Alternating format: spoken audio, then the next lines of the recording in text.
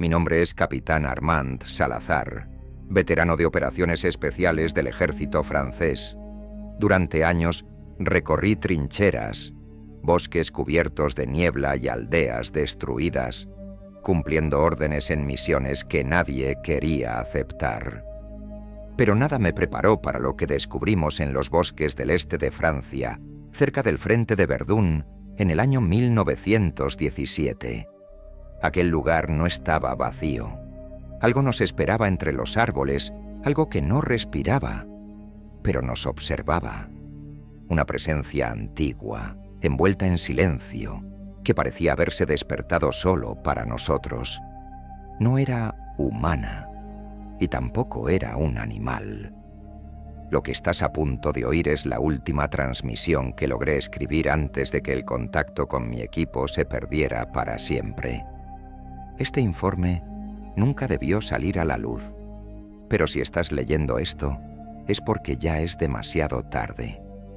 Bienvenido a Relatos Oscuros de Guerras, un rincón donde los ecos del pasado aún gritan desde trincheras olvidadas y bosques malditos. ¿Te gustan las historias aterradoras sobre soldados, batallas y lo que se esconde en medio del caos? Entonces, no pierdas tiempo y suscríbete al canal para hacer parte de nuestra legión. Ahora, vamos a lo que realmente importa. Nos enviaron a investigar algo extraño. Dos grupos de soldados que patrullaban cerca de la frontera occidental del Imperio Alemán habían dejado de dar señales. Nadie sabía qué había pasado. No hubo alertas ni mensajes. Simplemente se desvanecieron. Fui designado junto a mi hermano Esteban, un sargento experimentado, y nuestro padre, el coronel retirado Ludwig Salazar. Los tres conocíamos bien aquella zona boscosa. Habíamos recorrido sus senderos en otras misiones, y por eso nos llamaron como apoyo. No era común reunir a una familia entera para este tipo de operación, pero algo en el aire ya nos decía que aquello no sería normal. Nos establecimos en lo que quedaba de un antiguo monasterio abandonado, ahora cubierto por la vegetación y el paso del tiempo. Allí armamos una base provisional. Era un sitio silencioso, como si el bosque mismo contuviera la respiración. Durante el día, todo parecía en calma, pero cuando caía la noche, los equipos de comunicación empezaban a fallar. Los radios no dejaban de emitir interferencias extrañas, como si alguien o algo intentara hablar desde el otro lado.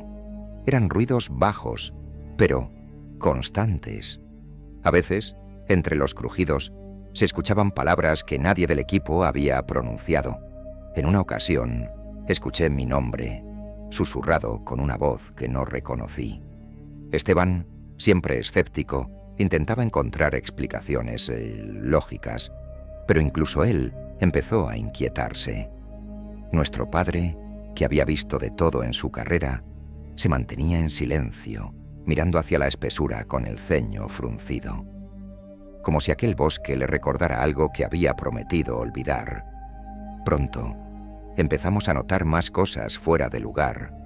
Las brújulas giraban solas, las huellas que dejábamos desaparecían, y cada vez que alguien se alejaba del campamento, aunque fuera unos metros, regresaba con la mirada perdida, como si hubiera visto algo que no podía explicar. Estábamos convencidos de que no estábamos solos, pero lo más inquietante no era eso. Lo que de verdad nos heló la sangre fue descubrir que, en los viejos registros del monasterio abandonado, ya existían reportes similares, fechados más de 100 años atrás. Durante una breve parada en un puesto avanzado cercano a la aldea de Freudenstadt, un teniente bávaro nos detuvo con una mirada que hablaba más que sus palabras. Se llamaba Emil Ortmann, y lo que nos dijo fue claro y directo. No crucen la línea de los árboles retorcidos. Los que lo hacen no regresan. Su tono no era alarmista, era serio, demasiado serio, como si ya hubiese visto aquello que no podía explicar. Nos contó que 3 unidades de élite habían entrado en esa parte profunda del bosque. Ninguna volvió, No hubo señales, rastros ni pedidos de ayuda. Simplemente se desvanecieron, como si el terreno mismo los hubiese tragado. Pensamos en emboscadas enemigas, en sabotajes, en trampas ocultas, pero no era eso. Había algo más, algo que el teniente no se atrevía a nombrar, pero que estaba presente en su forma de bajar la voz cada vez que mencionaba el bosque. Cometimos el error de no escuchar, de pensar que era solo miedo acumulado o superstición. Y al hacerlo, dimos el primer paso hacia algo que nunca habríamos imaginado.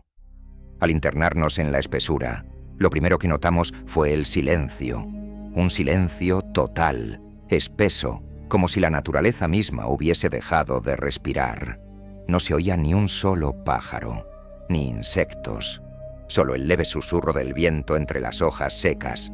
Las ramas se entrelazaban como si quisieran cerrarnos el paso, y los árboles estaban cubiertos por símbolos tallados directamente en la corteza. Parecían antiguos glifos celtas, pero algo en ellos no encajaba. Estaban distorsionados, como si alguien hubiera intentado imitarlos, sin entender su verdadero significado. Al caer la noche, la atmósfera se volvió más densa. Las sombras ya no eran solo ausencia de luz. Se movían, cambiaban de lugar. Sentíamos que algo nos miraba desde dentro de la oscuridad. Algo que no quería ser visto, pero que tampoco pretendía ocultarse por completo. Esteban, con su instinto siempre alerta, juraba ver siluetas entre los árboles. Señalaba con su fusil, firme y decidido, pero cada vez que lo hacía, aquello desaparecía, como si solo existiera en el límite entre lo real y lo imposible. Mientras montábamos el campamento, comenzó a acontecer algo que ninguno de nosotros consiguió explicar. Se escuchaban voces, en alemán, pero apenas audibles, como susurros arrastrados, saliendo de la tierra misma, como si el suelo estuviera vivo y respirando muy despacio. Una de esas voces repetía lo mismo, una y otra vez. Ludwig, Ludwig, ¿por qué nos dejaste? Me detuve en seco. Ese nombre no era cualquiera. Ludwig era mi padre. Y la voz me recordó a alguien que ya no estaba. Me estremecí al pensar en el tío Braulio, quien había desaparecido años atrás durante una patrulla en esta misma región. Nadie volvió a saber de él. Cuando mi padre oyó aquella frase, se quedó inmóvil. Su rostro cambió de color, como si toda la sangre le hubiese abandonado. Susurró algo casi imperceptible.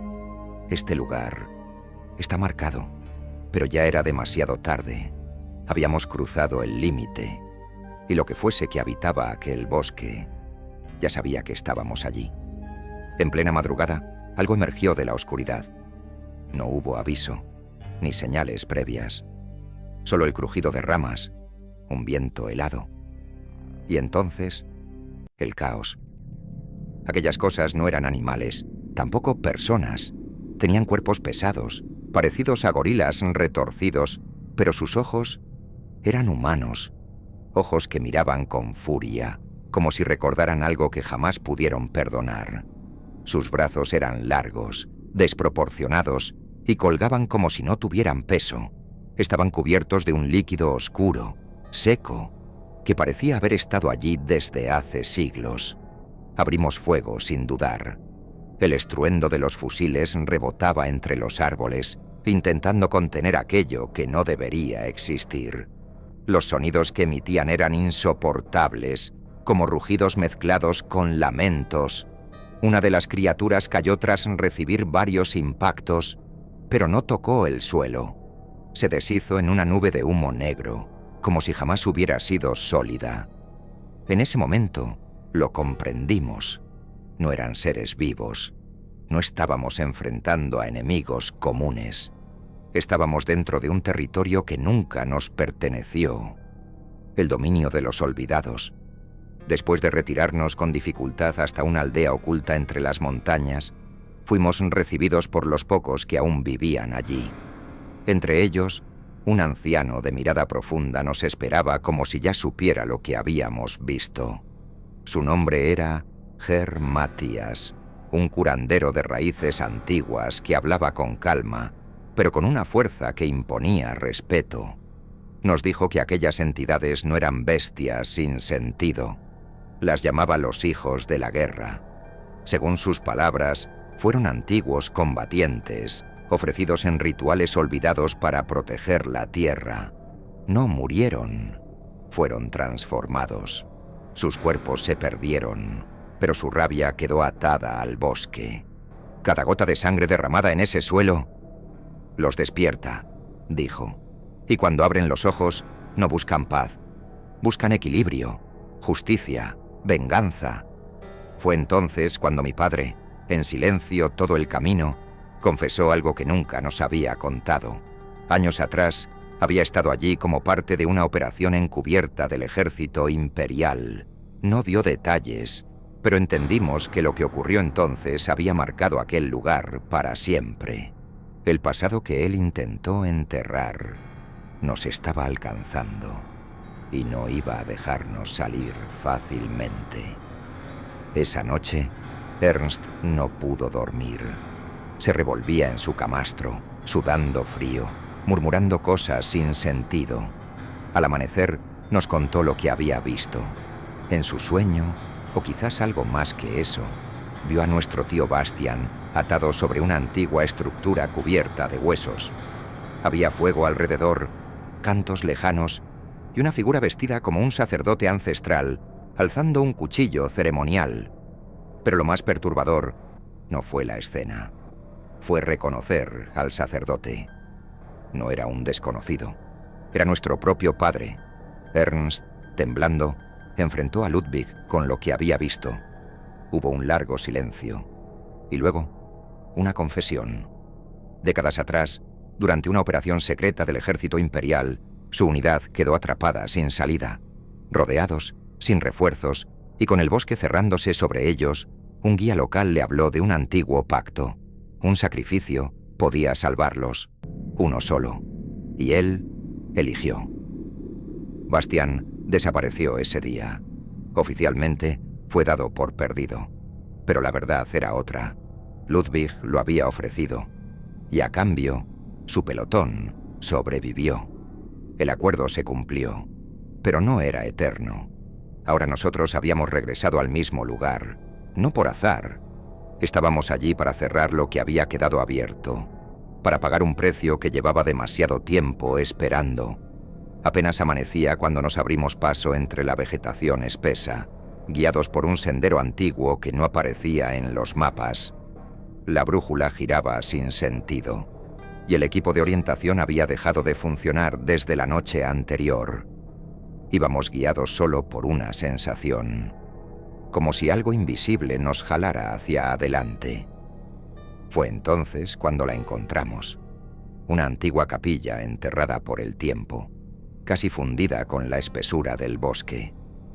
Las piedras estaban cubiertas de musgo, y la cruz del techo colgaba torcida, a punto de caer. Parecía abandonada desde hace siglos, pero algo en el ambiente indicaba que seguía viva. No en el sentido natural, sino como si la estructura misma respirara. Vigilante. Fue ahí donde conocimos al padre Franz Xavier. Apareció sin hacer ruido, envuelto en una sotana manchada de barro y ceniza. Tenía la piel pálida, pero sus ojos conservaban un brillo agudo, casi inquietante. Dijo haber sido capellán militar austríaco, asignado años atrás a una unidad que patrullaba esa región en plena guerra. Su historia comenzó de forma común. Oraciones al amanecer, consuelo para los soldados y entierros improvisados. Pero algo cambió cuando su unidad se adentró demasiado. Ellos pensaban que venían a ayudar, pero tocaron un suelo que no les pertenecía, nos dijo con voz quebrada. La capilla en ruinas era su refugio y su prisión. Había intentado escapar varias veces, sin éxito. Aseguraba que el bosque mismo lo devolvía, como si su cuerpo estuviera atado al lugar por un hilo invisible. Cada año, durante la Semana Santa, Presenciaba algo que desafiaba toda lógica. Una figura femenina se manifestaba frente al altar, envuelta en luz, pero con el rostro cubierto de lágrimas oscuras. Ella no llora por los vivos, hijo. Llora por los que se quedaron aquí, sin poder cruzar. La última vez que intentó interrumpir la aparición, fue arrojado por manos que no veía. Brazos invisibles lo empujaron hacia la cripta bajo el altar, y desde ese momento dejó de envejecer. No sabía cuánto tiempo había pasado. Podían ser 10 años o 100, pero lo más perturbador fue lo que descubrimos dentro de la capilla. Mientras explorábamos las habitaciones laterales, encontramos una puerta sellada con símbolos grabados a fuego. No era escritura cristiana. Eran marcas antiguas, rúnicas, según Ger Matías, nuestro guía local. Forzamos la entrada, y lo que había detrás nos dejó sin aliento. Una serie de bancas cubiertas de polvo, un confesionario de madera podrida, y en el centro, una mesa ritual con restos de velas derretidas y figuras hechas de huesos. Pero no eran decoraciones, eran ofrendas, y al fondo, grabado en la pared, un mural representaba a soldados entregando armas frente a una figura envuelta en túnicas con el rostro oculto. «Aquí se hizo un pacto», murmuró Matías. «Alguien ofreció algo. O a alguien». Esa noche, uno de nuestros compañeros, el teniente Vogel, comenzó a comportarse de forma extraña. Se despertó hablando en voz baja, diciendo nombres que ninguno conocía. Caminaba dormido, como si alguien lo guiara. A la tercera noche, desapareció. Lo buscamos durante horas, hasta que escuchamos su voz, proveniente del confesionario. Al entrar, no lo encontramos. Solo estaba su cuaderno, abierto en la última página.